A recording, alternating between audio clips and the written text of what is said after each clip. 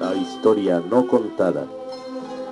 Programa de investigación y divulgación histórica. Investigaciones realizadas con pruebas documentales, testificables y monumentales. La historia que no está escrita en los libros oficiales. La historia no contada. Bienvenidos. Amigos, amigas, gracias por el favor de su atención.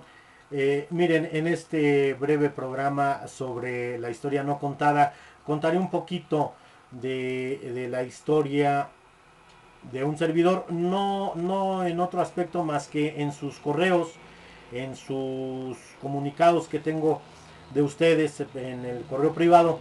Pues me comentan ya varios que por qué esto no es trasladado también a la radio. Miren, ustedes saben que hoy en día, desafortunadamente, y lo voy a decir con todo el respeto, todo lo que digo siempre es con todo el debido respeto, pero alguien tiene que decir la verdad. En los medios, miren, muchas veces la radio, quitando algunos noticieros, para saber el informe vial, para saber ahora a quién mataron, para saber desafortunadamente malas noticias, se ha perdido ese buen gusto, ese atractivo por la historia de México. Algunas gentes dirán, pensarán, ¿es lo mismo de lo mismo? No, no, yo creo que no es lo mismo de lo mismo. Si salimos de una historia oficial, con una historia no contada, una historia bien sustentada, con patrocinio, porque de algo vive el hombre, de algo vive la radio. Yo hice radio en Morelia, perteneciente a la Universidad de San Nicolás Hidalgo, Radio Nicolaita. Era otro tema, era de tema de música, era sobre, era el programa del órgano monumental de la Catedral de Morelia, que Radio Nicolaita transmitía todos los sábados 2 horas de 6 a 8, pero a veces no, ya la programación la tenían hecha cuando yo llegaba al programa y por ejemplo transmitíamos en vivo, el programa era en vivo, se transmitían 5, 10 minutos, 15 a lo más, ya con todo y comerciales. Y después se hacía un enlace con Radio Francia, estaba Ariel Roffé, de corresponsal, Ariel Roffé. Y de ahí hasta las 8 de la noche se hacía el telepuerto y se enlazaba y oíamos noticias de Francia y resto de Europa en español por parte de este programa del órgano monumental de Morelia, Michoacán. A veces yo tenía que ir en aquel entonces al único Sanborns que había en el centro de Morelia, a un lado de la catedral, ahí donde está el hotel Los Juaninos, a ver qué CD había de órgano, porque ni de eso había, o yo lo tenía, que empezaban los CDs, yo tenía que mandar pedir una copia que me la hacían mis hermanos acá en México, me la mandaban por correo, para tener algo que regalar, preguntando al público para hacerlo ameno. Por ejemplo, llámenos a la estación y díganos quién fue el primer biógrafo de Bach.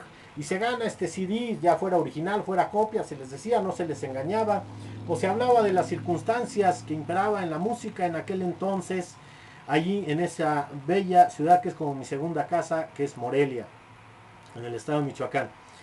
Transmitíamos con 5000 watts de potencia, llegábamos hasta Zamora. Ya estaban ahí las máquinas, estaban ahí ya los aparatos para hacer el cambio y que Gobernación autorizara el doble de watts de potencia a 10,000. Me acuerdo, eran alemanes, esos eran como unos grandes refrigeradores, grandísimos, empacados, todo muy bonito. Ya no me toca a mí esa etapa si aumentaron o no la potencia radial para llegar más allá de Zamora, Michoacán. Pátzcuaro también llegábamos. Eh, y el programa ya después desapareció, se acabó, desafortunadamente. Pero hice radio, el hacer radio es padrísimo, a mí me gustaría volver a hacer radio. Y qué más que con la historia de México, porque el radio tú tienes que en tu narrativa, y más que son programas en vivo, como estos, yo todo lo que hago es en vivo, si me equivoco es en vivo, yo no corto y vuelvo a grabar o edito, no, amigos, amigas, ustedes se han dado cuenta cómo va, con un profesionalismo que los años me ha dado. Hice también aquí en México, en el IMER, en el Instituto Mexicano de la Radio, participé en varios programas del Instituto Nacional de Estudios Históricos de la Revolución Mexicana, México Historiadores, en vivo también la transmisión, hablando de historia de México, de medallas, de condecoraciones.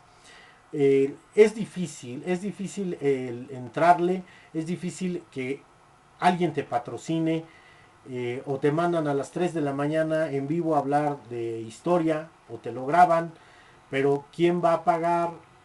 ¿Quién te va a producir si no lo haces tú mismo, ¿no?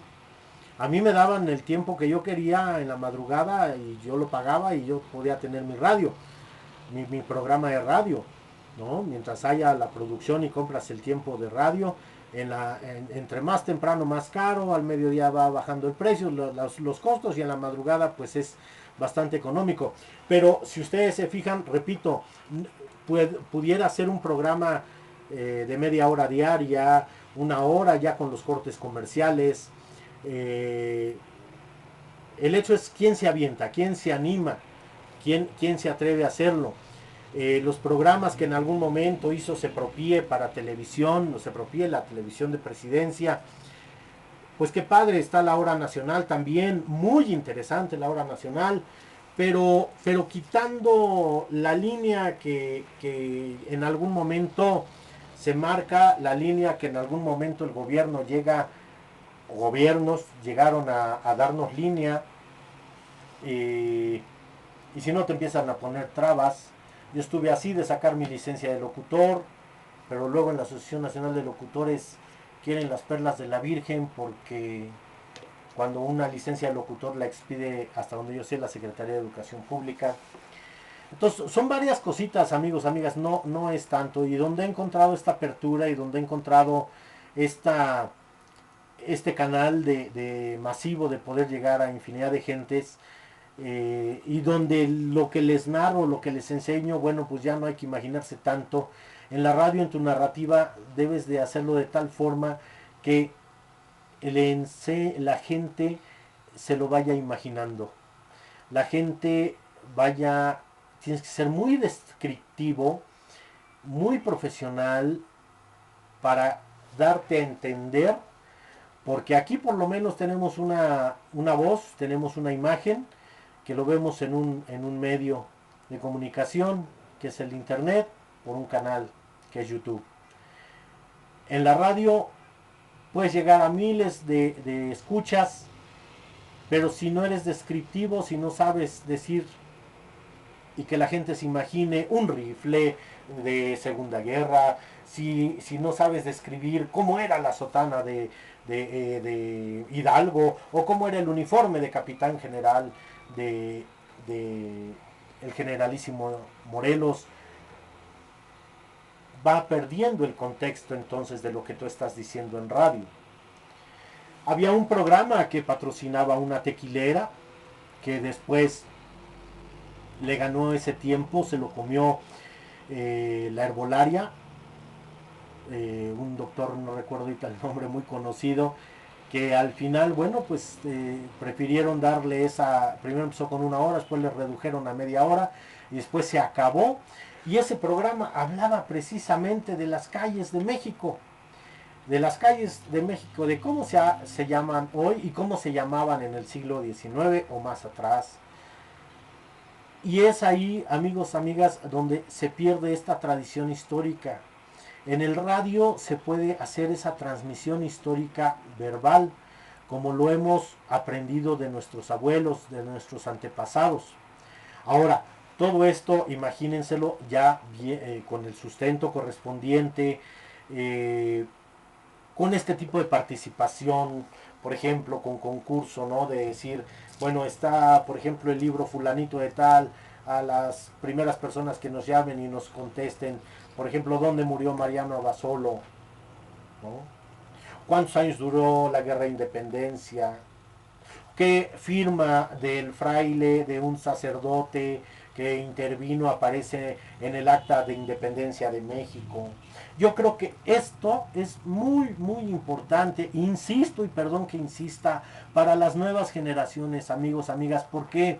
Porque a nivel básico, en secundaria, donde he sido docente tanto tiempo, los libros de historia, las editoriales los hacen al vaporazo con tal de ganarse esa competencia y sean aceptados.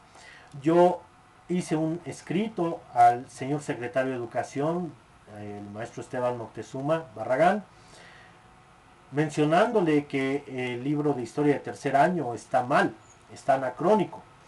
Los historiadores saben que el anacronismo es el pecado de cualquier historiador. Entonces, sí me contestaron, porque al ser servidores públicos, pues bajo el 8º constitucional te tienen que contestar forzosamente.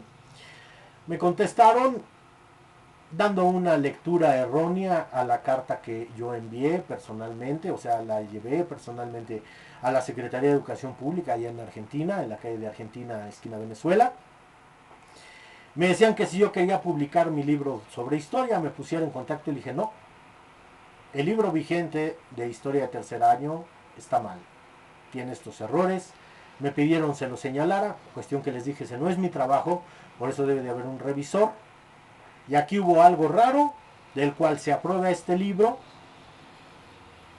y la editorial es beneficiada, y el que aprobó, le supongo, de la institución de la SEP, pues también resultó beneficiado.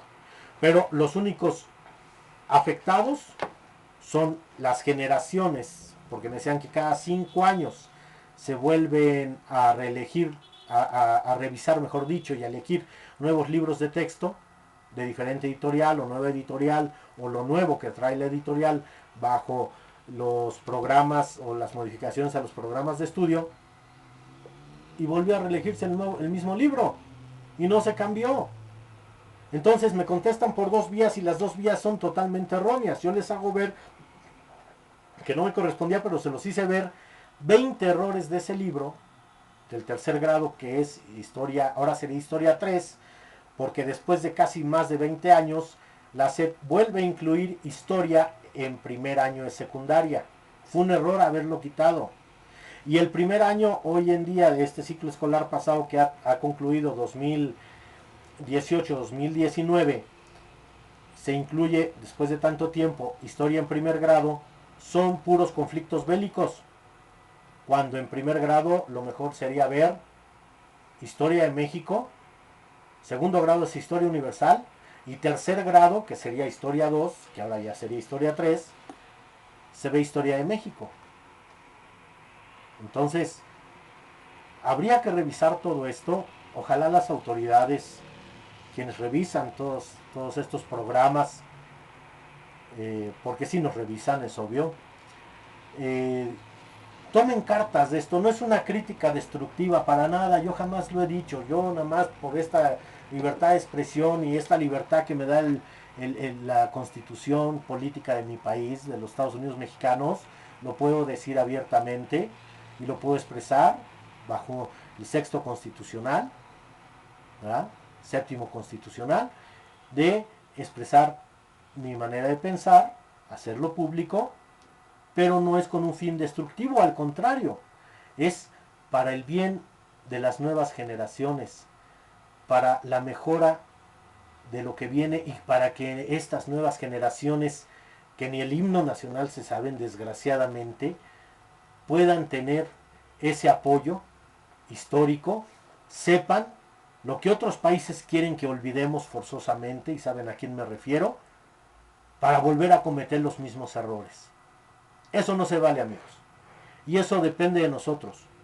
A lo mejor yo me muero y esto se va de mal en peor, pero a lo mejor yo me muero y las palabras del maestro Trillán, servidor de ustedes, quedan y retoman, y la historia de México, ese bagaje histórico, esa riqueza histórica, ya la quisieran muchos países que no la tienen.